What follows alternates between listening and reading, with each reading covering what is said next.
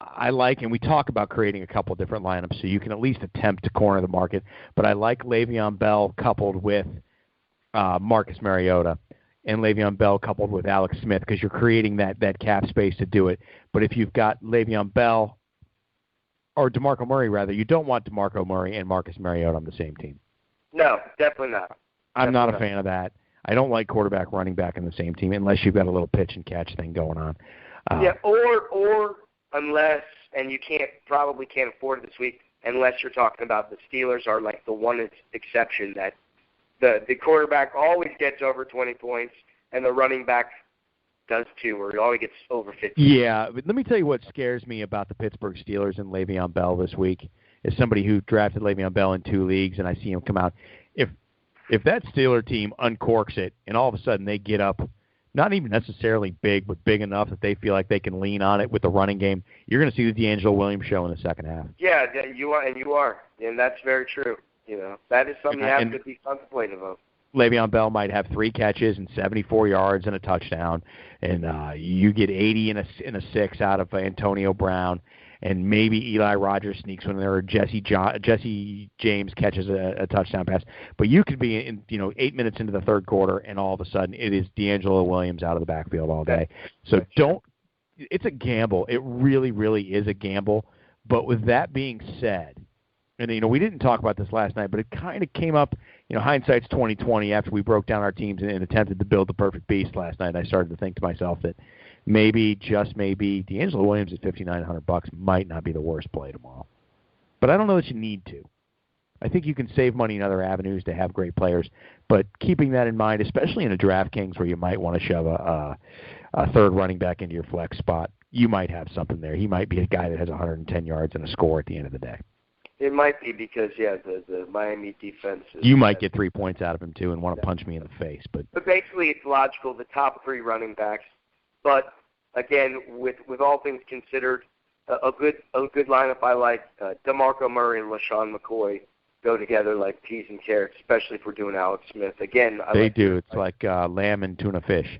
Yeah, if you're going to start Mariota, forego Murray and then see somebody else. But the top 3 running backs to me are the top 3 plays. Again, we're just trying to figure out how they work. And it doesn't sound like much, but the difference between Le'Veon Bell and DeMarco Murray is $500. That's big. So keep that in mind. I like those 2. That I would be fine with that. That could be in my lineup.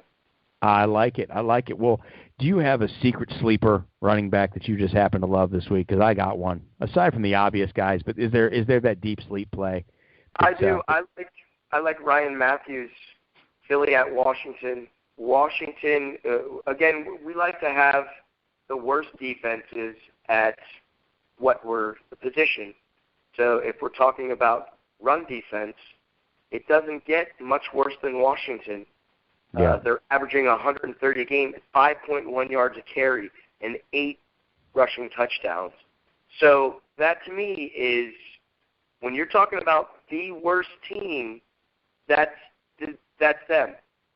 So why wouldn't I want to start someone? Again, he doesn't get the volume of some of the other guys, but you see he is essential to that team. He does get at least 10 carries, and he's had 5 receptions last week, so pretty diverse.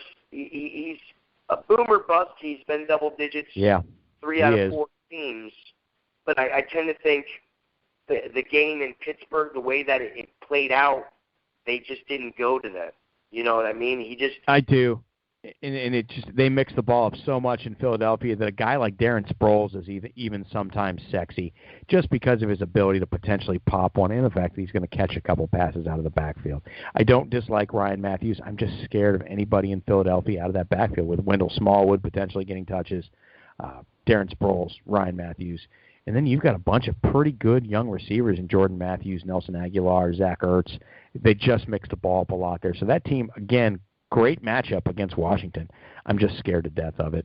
I want to throw a sleeper running back out there. I don't know if you could call this guy a sleeper or not, but watching him this season, loving him in the preseason last year before he got hurt, and watching him now, I love Tevin Coleman in Atlanta.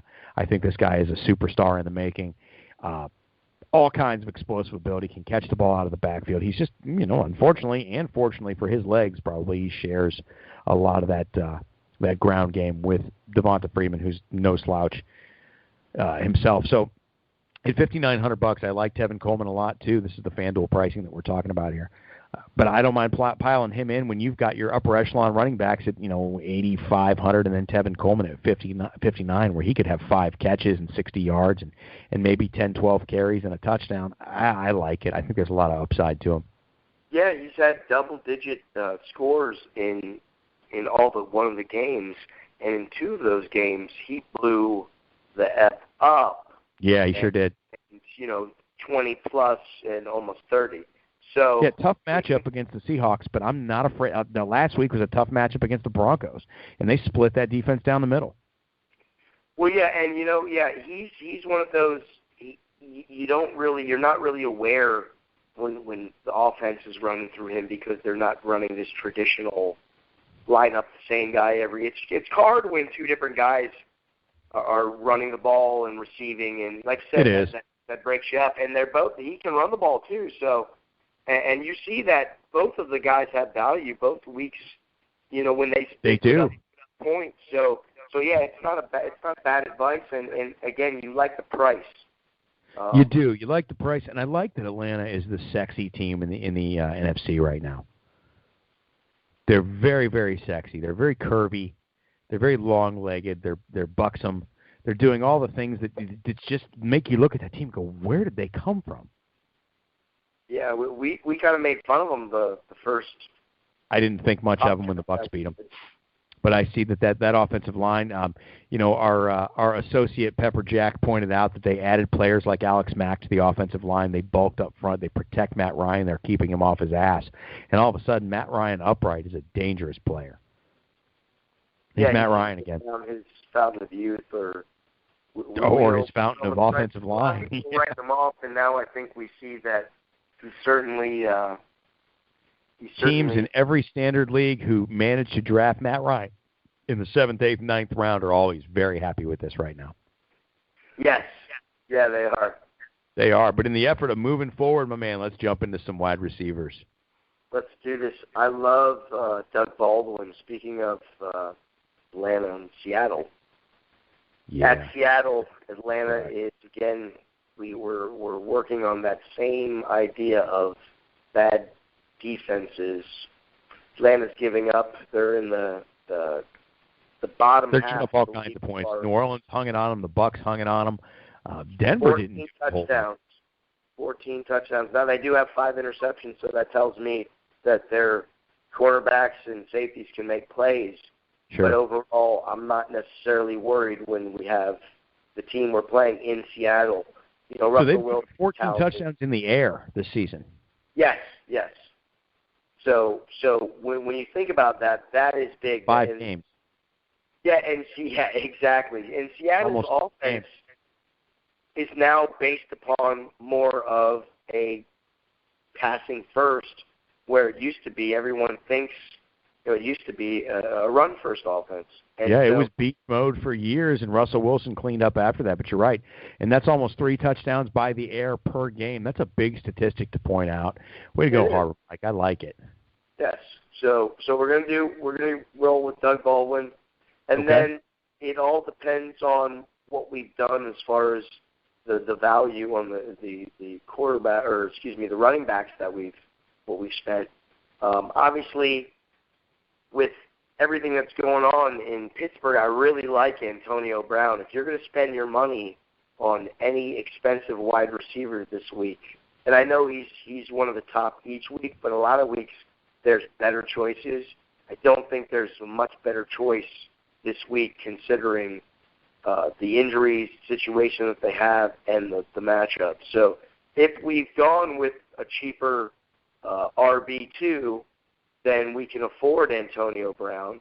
And so because we went cheap with our quarterback, so I would like him, but let's assume we didn't. Let's assume we spent big money on both of our running back spots and we need cheaper, we need... you need some more value out of the running back, out of the wide receiver position. Yeah, so if I'm looking at that, we've just spent $7,600 on Doug Baldwin. I really, really like, again, because of the matchup, I like Will Fuller this week. I know you do. There's other better names, and there's other guys that you think jumps out of you. I like Julian Edelman at Cincinnati. But again, we're now having to watch money, and $300, $400 matters. Well, for $300 cheaper, you have Will Fuller. Now, he is questionable. I'm getting that he was able to practice. It's a hamstring injury, and those scare the hell out of me. But he was able to practice all week in a limited They did say that, yeah. So I expect him to hit the field. It's an 8:30 kickoff, so I'm not worried about that. He's got the extra time. I think this is going to be one of those situations where DeAndre Hopkins is going to get double teamed, or they're just going to spend, obviously, more attention to him. And if you look at they Will should. Fuller's That's their offensive weapon. Even Lamar Miller looks like he may have been a flash in the pan. Yeah, and I don't think, he certainly he hasn't scored yet. I don't think, like I said, it's going to be an overall shootout. So I don't expect, a lot of points overall.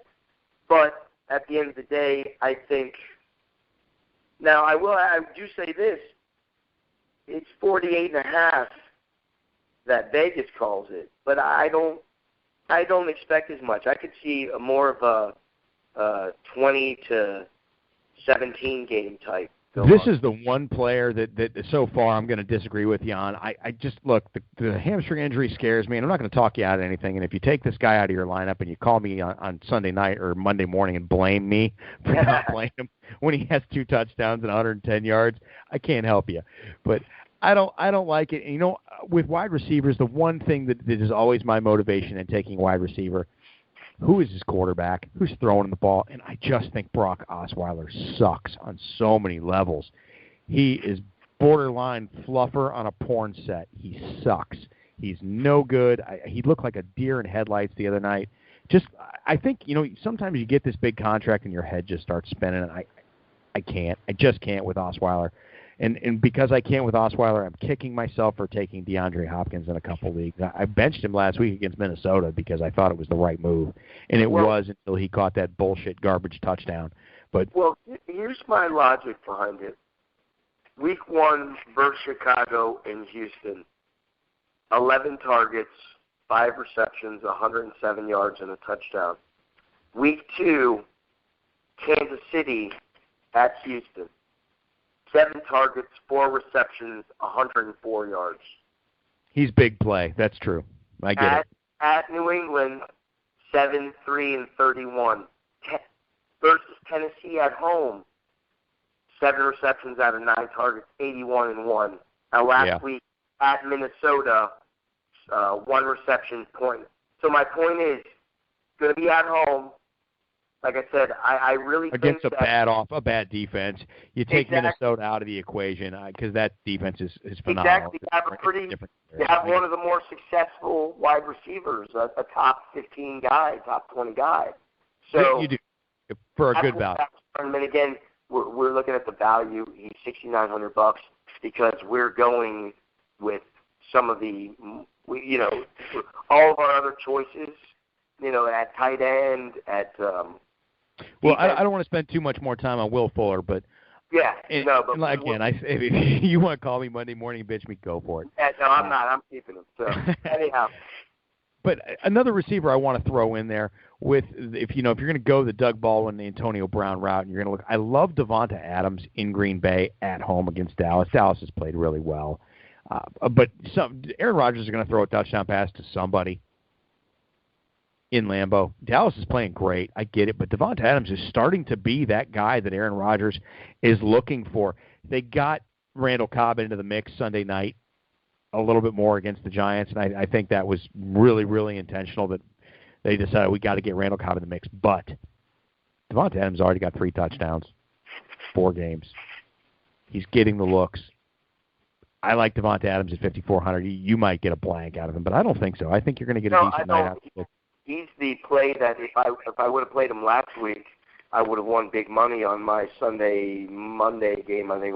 Because he he was. We got to come up for a name for that player that's in that low percentile. We got to come up for some sort of indication